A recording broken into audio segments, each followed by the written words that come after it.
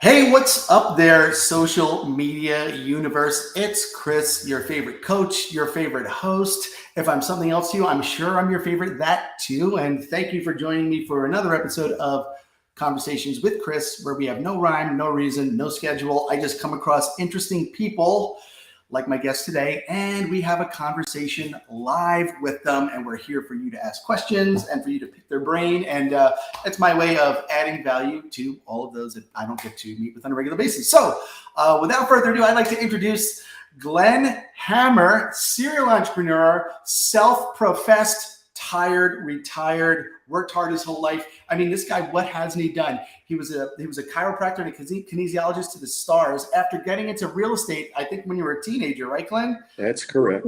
And then getting into, you were the chiropractor kinesiologist to the athletes. And then you went on to build a warranty empire, a golf course named it after yourself, all that kind of stuff. So thanks for joining us today. And tell us a little bit about yourself and about that journey. We'd love to hear it. Well, I'll tell you, Chris, I had to work hard. My parents, unfortunately, got divorced when I was very young, and we had nothing, and had to create something, and just worked hard every day. And fortunately, had a little bit of luck, and people supported me, and then things worked out. Now I'm retired in a beautiful community in South Florida, playing golf and speaking to you. That's right. So, so you said it's funny because everyone always says, it's hard work with a little bit of luck. That means different things to different people. And I think the people that think they're lucky actually were out there doing stuff, right? Like we say, oh man, I was so lucky because I went out there and did these things that caused a chain reaction. So, you were emancipated at a young age from what I understand, and that caused you to have to provide for yourself. So you got into real estate sales? Well, actually, I, at the time, was the youngest person to receive a Florida real estate license. I actually went to court to get a waiver of minority, claimed hardship, and the judge allowed me to go for that license, which worked out quite well.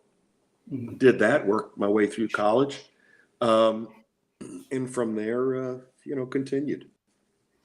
So you got out of college. Very rarely to hear somebody get their real estate license to work their way through college. So you get through college. What kind of degree do you have? You were looking to get into the medical field, I think, at one point. As a matter of fact, I was accepted to the Medical College of Virginia, but a couple of years earlier, started a little business in real estate. When I worked through that, I had a partner, and he and I built a small real estate company that grew quite well. We ended up having, I had my car packed, ready to head off to you. And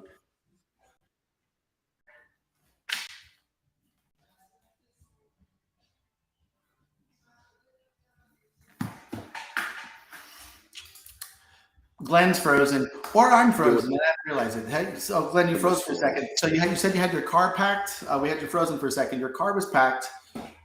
Your car was packed in the sense you were ready to go to medical school.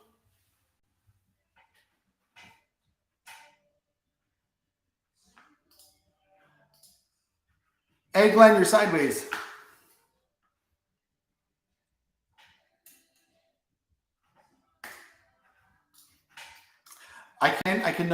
We lost you. We lost your audio, Glenn. Oh, there you go. You're normal. And it appears that you might be muted. So the last thing we heard was that your car was packed, and you were saying, so you were headed, I guess, to medical school, or you were accepted into the program? It appears as though I'm hearing you with a very strange voice. Are you able to hear me all right? I can hear you fine, yeah. It's That's a good old. I can't quite. It's a wonderful Florida internet connection.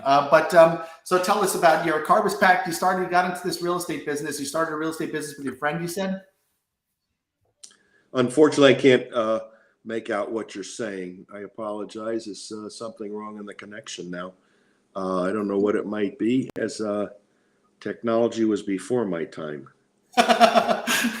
Look, we can hear you and see you fine. At some point, I guess it'll improve, and we could get you in there. But let me. I'll type it. I'll type it in the chat here. So.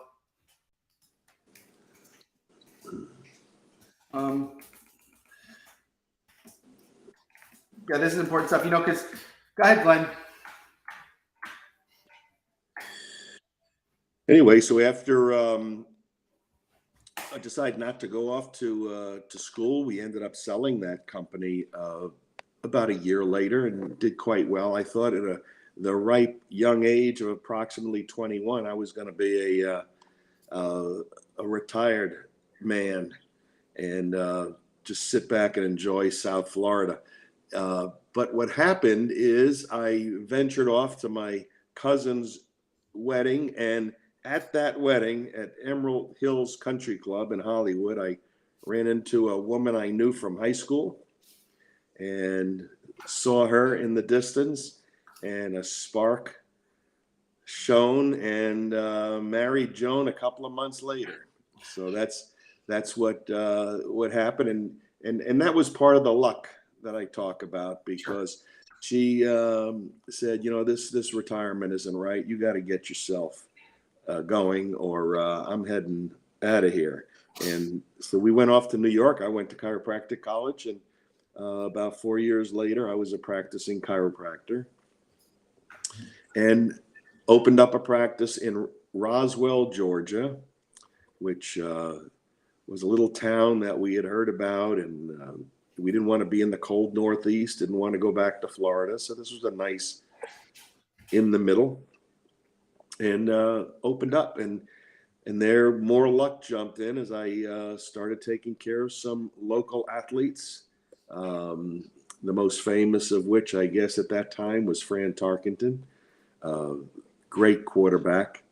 That got me on some national TV, and ended up able to grow from there, and sold that practice in the early 80s, and started again into some real estate.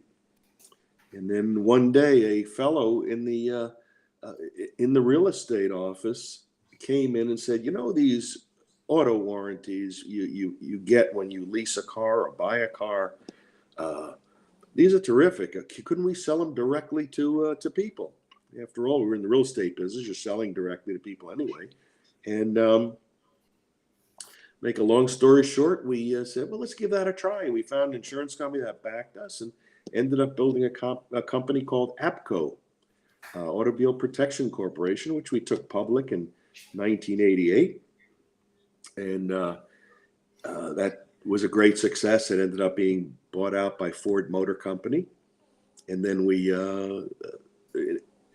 for various reasons, I started a side company called Warranty Corporation of America, which was in general warranty, putting service contracts and warranties on things from air conditioning to appliances to electronics.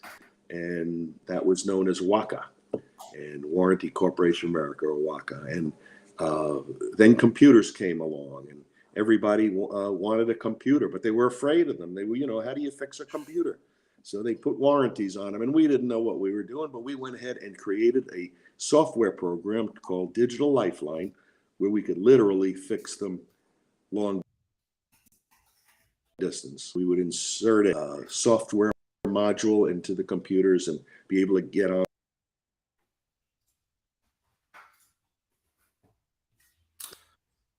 the customer and fix that. So that became pretty well.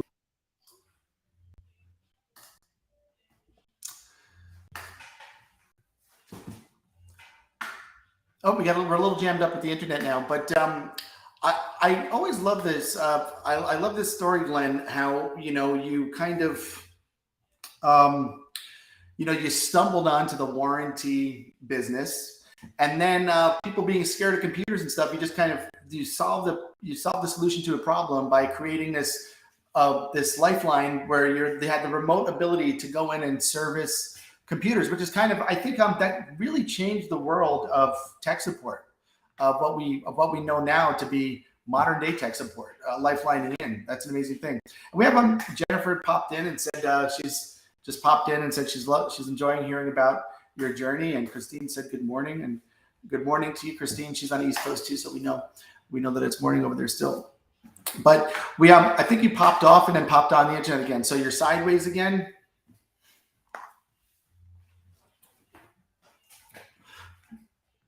You're sideways and I can't hear you.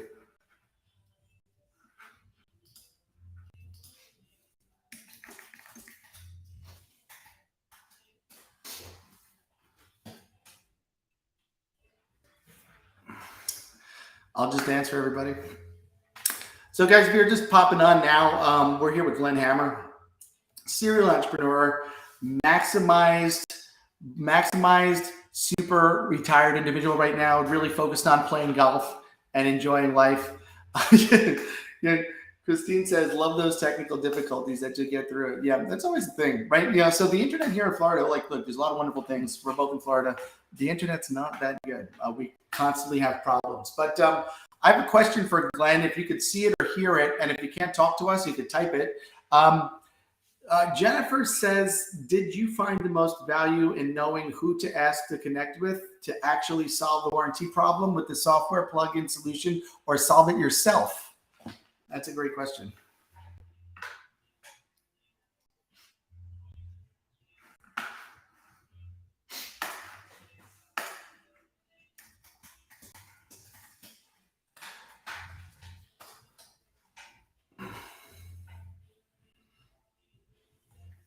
We can't hear Glenn. If you could type it in the chat. We lost your audio.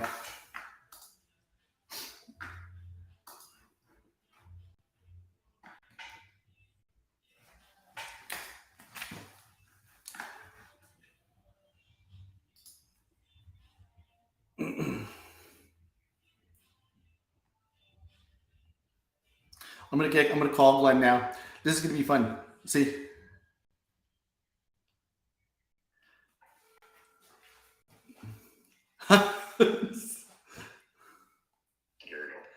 Hey Glenn, the next best thing. I got you on the phone now.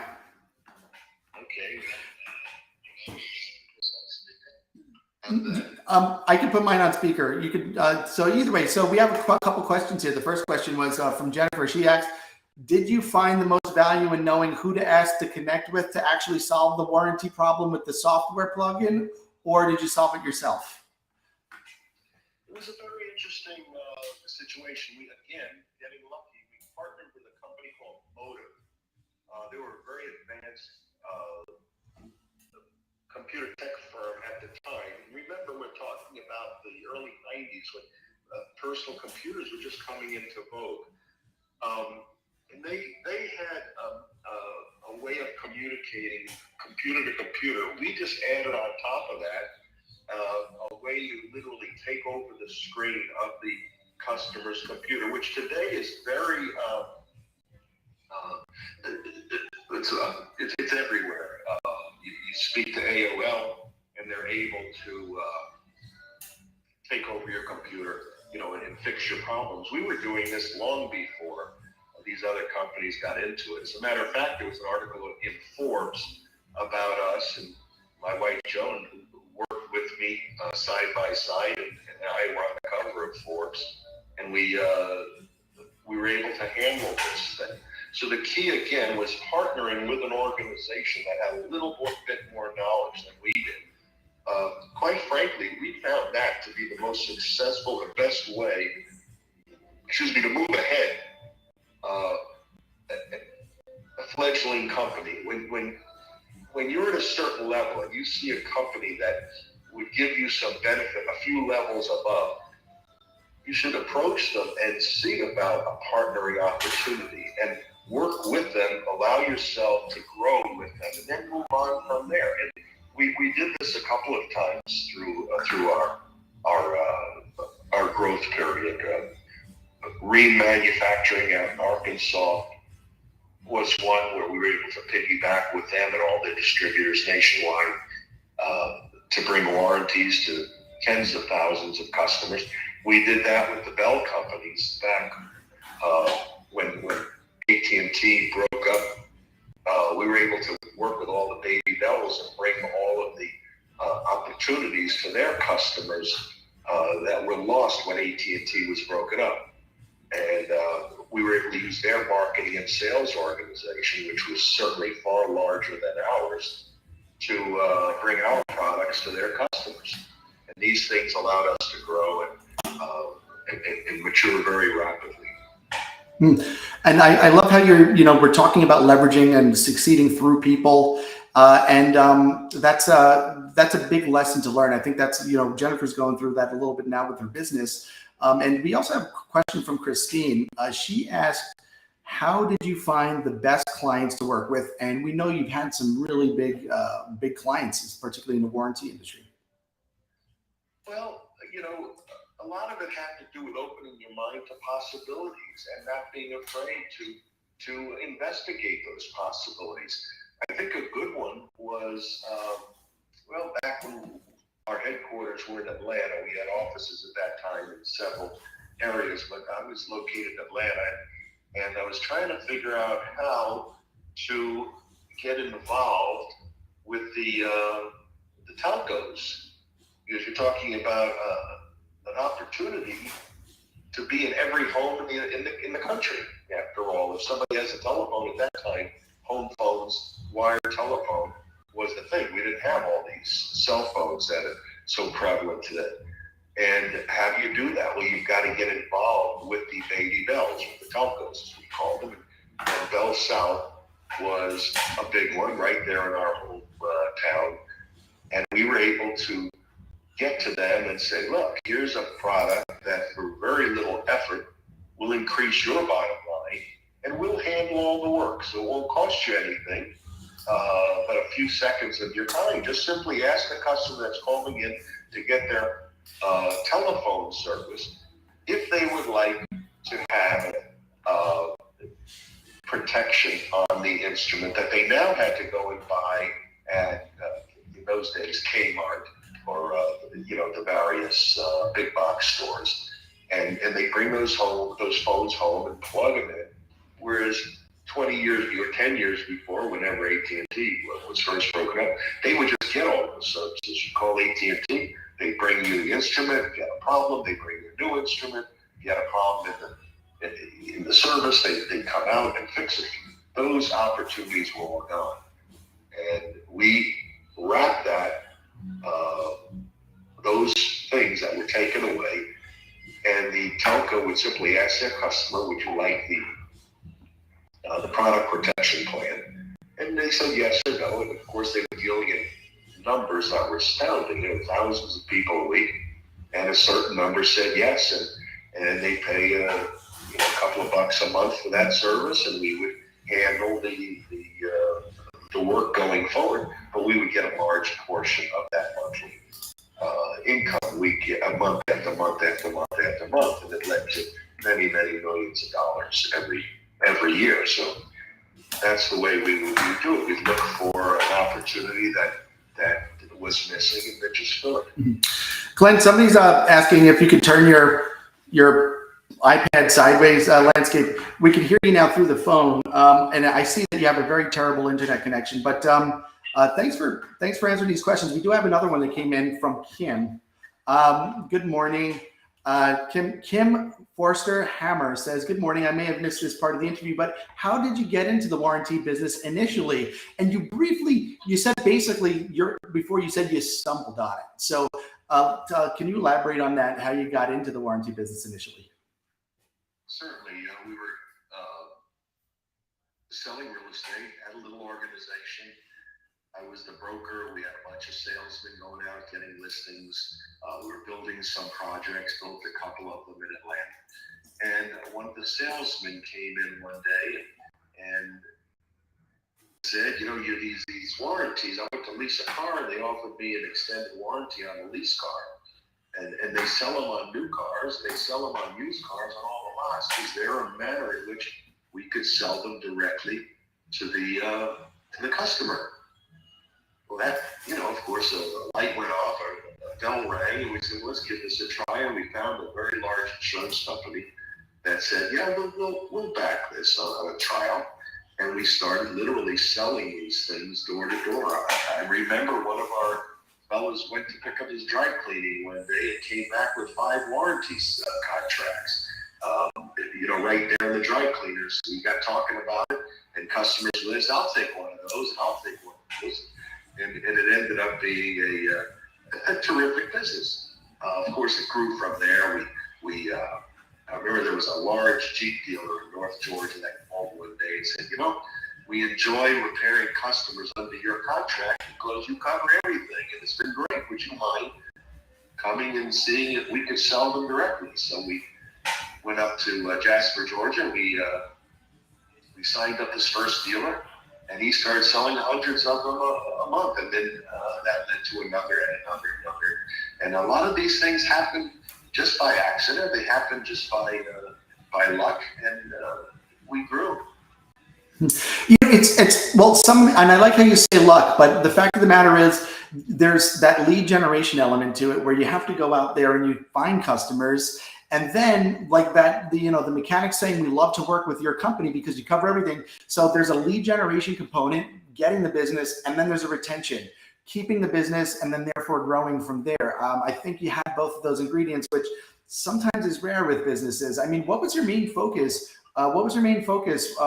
To kind of grow and retain the business that you had? I mean, how, like, it seems like, you had a good product, you had a good sales force. So what were some of your main ingredients to kind of keep that growing and going? Well, I tell you, that's a very good question, Chris. I'm full of those. People sometimes forget that when you get a customer, you've got to hold their hand. You've got to put your arm around them and take good care of them, even if you're making a mistake now and then, even if you're just learning along with them. As long as you are showing your best faith and working hard and letting them see you there day after day, they'll stick with you. And then you'll work through your problems, and you just grow together. Our customers were with us for years and years, rarely lost a customer. I found that if we lost a customer, it's because we lost sight of taking care of them. We might have had the best technology, we might have had the best product, but if we weren't taking care of that customer and hold their hand and stay in touch with them, they'd go somewhere else to somebody that would communicate with them and take good care of them.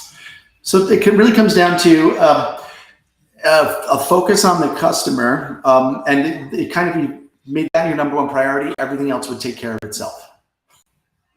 Right. Take care of your customer, work hard, do what you promise you're going to do, and let them know if you have a problem. Let the customer know this is what you're working through. They'll understand as long as you're speaking with them.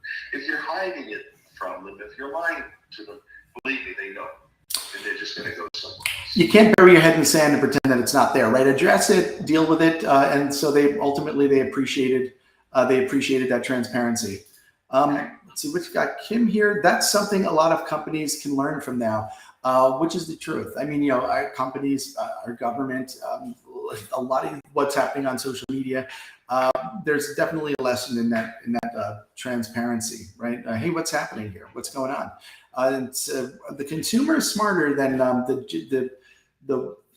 the business world tends to think that they are. I think the consumer is smarter. They're more educated than ever. Now, would you say this kind of when you were dealing with bigger clients, like I know you had some big giant corporate clients in the warranty world, right? Is that the same kind of philosophy as dealing with just a smaller direct to an end user type of client when you're dealing with a big corporate client? Absolutely. The corporation has their divisions, and they have individuals that are responsible for their division of their area, and they need to be taken care of just as much as a small business person who's trying to keep the doors open and bring home some money to the family every day. Treat them all the same, and show your appreciation, work hard, and it'll work out for you. I love that. You got Aaron Hammer Feldman says, you're an impressive dude, Glen Hammer. You have so much to offer budding business people.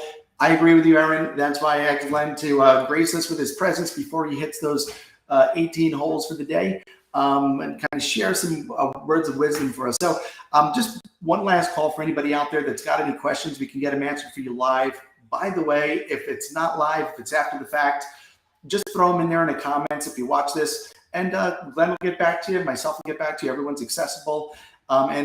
Just as we wait for more questions to come in, potentially, Glen, are there any parting words?